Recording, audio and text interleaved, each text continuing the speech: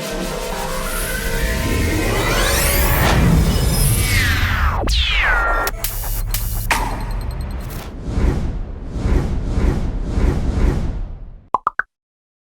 Guys, welcome to crypto news.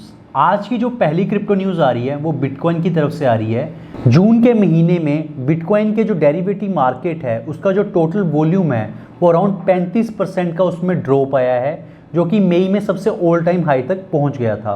तो ये जो ड्रॉप आया है डेरिवेटिव मार्केट की वॉल्यूम में, ये जो रिफ्लेक्ट भी करता है जो प्राइस रहा है बिटकॉइन का इस महीने काफ़ी ज़्यादा जो ऊपर नीचे नहीं हुआ, एक जो 8,000 और 9,000 10,000 की जो प्राइस बैंड है उसी के अराउंड घूमता रहा, और ना तो ज़्यादा बढ़ा है और ना ही ज़्यादा कम हुआ है। और ये रिफ्लेक्ट भी करता है बिकॉज जो डेरिवेटिव मार्केट्स की वॉल्यूम्स है वो 35% तक कम हो गई है, लेकिन जो रेगुलेटेड ऑप्शंस कॉन्ट्रैक्ट हैं उसकी जो मांग है वो बहुत ज़्यादा बढ़ चुकी है।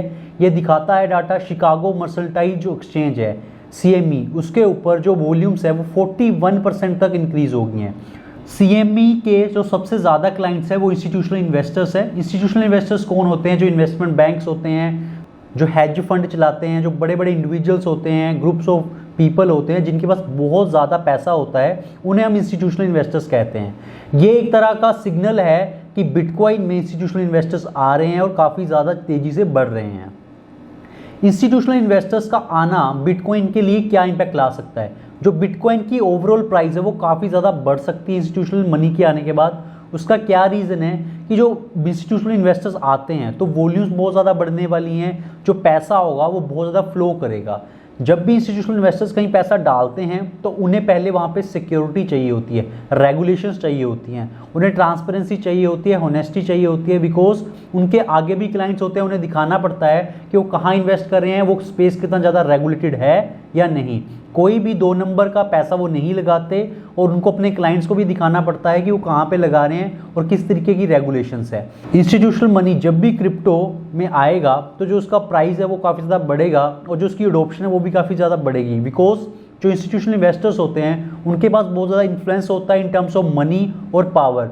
वो कोई भी जो गवर्नमेंट का डिसीजन है उसको बदलवा भी सकते हैं। और आने वाले टाइम में अगर इंस्टीट्यूशनल इन्वेस्टर्स और आते हैं तो जो बिटकॉइन का प्राइस है वो काफ़ी ज़्यादा पॉजिटिव रहेगा और अपसाइड मूवमेंट हम देख सकते हैं। इसके अलावा जो सबसे बड़ा साइन दिख रहा है कि इंस्टीट्यूशनल इन्वेस्टर्स आ रहे हैं वो ग्रे स्केल का बिटकॉइन ट्रस्ट है, जिसके जो एसेट अंडर मैनेजमेंट है वो $4.2 बिलियन से भी ऊपर पहुंच चुके हैं। और अभी अभी ग्रे स्केल की तरफ से एक और न्यूज़ आई है कि उन्होंने रिसेंटली एक और फंड रेज करा है। अभी तक उसके बारे में ज़्यादा इन्फॉर्मेशन नहीं है पब्लिक में कि वो कितने बड़ा साइज उन्होंने दोबारा से उठाया है मार्केट से, लेकिन यही बात का अंदाज़ा लगाया जा सकता है कि ग्रे स्केल ने जिस तरीके के रिटर्न्स अपने इन्वेस्टर्स को दिए हैं तो और मनी फ्लो किया जाएगा, इंस्टीट्यूशनल इन्वेस्टर्स और पैसा लगाएंगे ग्रे स्केल में। और ग्रे स्केल का जो टोटल फंड है वो 80% से भी ज़्यादा इंस्टीट्यूशनल इन्वेस्टर्स उसमें फंड करते हैं, जो ये दिखाता है कि इंस्टीट्यूशनल मनी जो है वो ऑलरेडी काफ़ी ज़्यादा फ्लो कर रही है और आगे आने वाले टाइम में भी ये हम देख सकते हैं कि इंस्टीट्यूशनल जो इन्वेस्टर्स हैं वो काफ़ी ज़्यादा बढ़ेंगे बिटकॉइन में।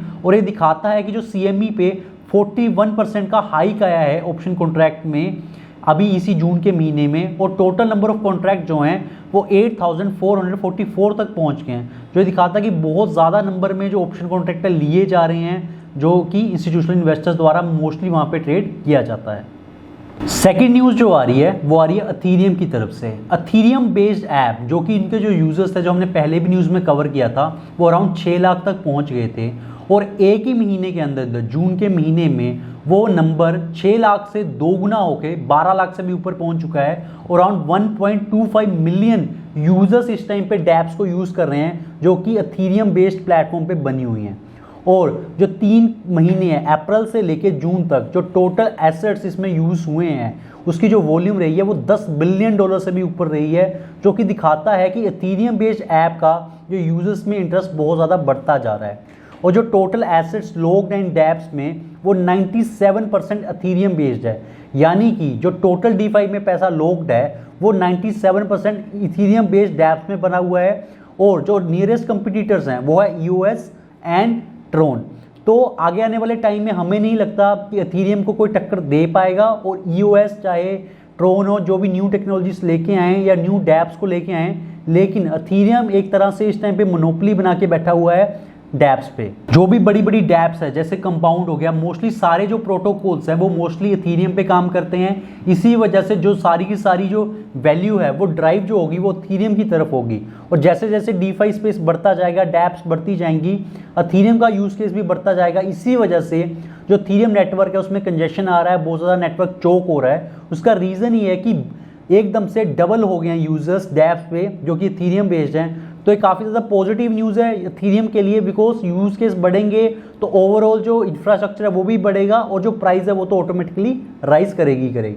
थर्ड न्यूज़ जो आ रही है वो वीज़ा से आ रही है। वीज़ा एक ग्लोबल जाइंट है पेमेंट इंडस्ट्री में। उनके जो कार्ड्स होते हैं जैसे मास्टर कार्ड का होता है वैसे वीज़ा का भी कार्ड है और दुनिया की बहुत बड़ी कंपनी है।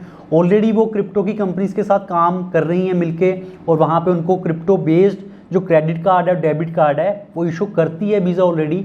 अभी वीज़ा ने एक जॉब लिस्टिंग डाली है अपनी न्यूजीलैंड की साइट पे एक इथीरियम डेवलपर के लिए और रिपल डेवलपर के लिए, जिन्हें इथीरियम और रिपल के ऊपर काम किया होना चाहिए, बिकॉज वो अभी एक अपना खुद का प्रोडक्ट बना रहे हैं। और एक न्यूज़ भी आई थी कि वीज़ा ने अभी एक पेटेंट भी करवाया है इथीरियम बेस्ड पेमेंट प्रोसेसिंग का। तो अभी उसको न्यूज़ को हम वेरीफाई तो नहीं कर सकते, लेकिन ये बात दिखाता है कि कैसे वीज़ा ऑलरेडी डेवलपमेंट कर रही है ब्लॉकचेन बेस्ड पेमेंट प्रोसेसिंग का। अब देखते हैं आगे आने वाले टाइम में वो कैसे से प्रोडक्ट्स लेके आते हैं वीज़ा, बिकॉज वीज़ा एक बहुत बड़ी कंपनी है, उनके पास बहुत सारे रिसोर्सेज हैं और इतने ज़्यादा यूज़र्स हैं ऑलरेडी जो वीज़ा के क्रेडिट कार्ड, डेबिट कार्ड को पूरे वर्ल्ड में यूज़ करते हैं। अगर वो क्रिप्टो में साथ में आते हैं तो जो मास अडोप्शन है, जैसे पेपैल भी आया था जो कह रहे थे कि पेपैल के ऊपर भी आप क्रिप्टो खरीद सकते हो, तो ये बड़ी बड़ी कंपनी है, रेडिट हो गया, ये जो बड़ी कंपनी आएंगी तो जो क्रिप्टो का जो यूज़र बेस है वो एक्सपोनेंशियली राइज करेगा। एट द सेम टाइम जो प्राइस है वो भी बढ़ेगा और जो मास अडोप्शन की हम बात हमेशा करते रह रहे हैं वो इन्हीं सब स्टेप्स के होगा। ये जो उन्होंने लिस्टिंग डाली है तो जो वो इंजीनियर है उसका मेन काम ये होगा कि हाइपर लेजर के साथ मिलकर काम करना। जो इनिशिएटिव है जो इंस्टीट्यूशनल कंपनीज हैं उनके लिए बनाया गया है ब्लॉकचेन, जहाँ पे वो यूज़ कर सकती हैं उस ब्लॉकचेन को। इंटेल उसको पावर करता है, IBM उसको पावर करता है, बैक करता है फाइनेंशियली भी, तो उसके साथ भी काम करना है।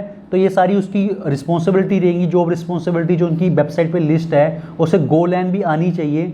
तो ये दिखाता है कि किस तरीके से वीज़ा बहुत ज़्यादा काम कर रहा है, प्रोग्रेस कर रहा है और बहुत सारी कंपनीज़ हैं जो ट्रेडिशनल बैंकिंग सिस्टम्स के साथ काम करती हैं और वो भी अब क्रिप्टो की तरफ देख रही हैं और क्रिप्टो के साथ काम करना चाहती हैं। सो गाइस, आज के क्रिप्टो न्यूज़ में इतना ही। अगर आपको ये वीडियो अच्छी लगी हो तो प्लीज़ लाइक बटन को दबाइए और कमेंट सेक्शन में जाकर जरूर बताइए कि आपको ये वीडियो कैसी लगी और आप किन टॉपिक्स पे हमसे वीडियो एक्सपेक्ट कर रहे हैं।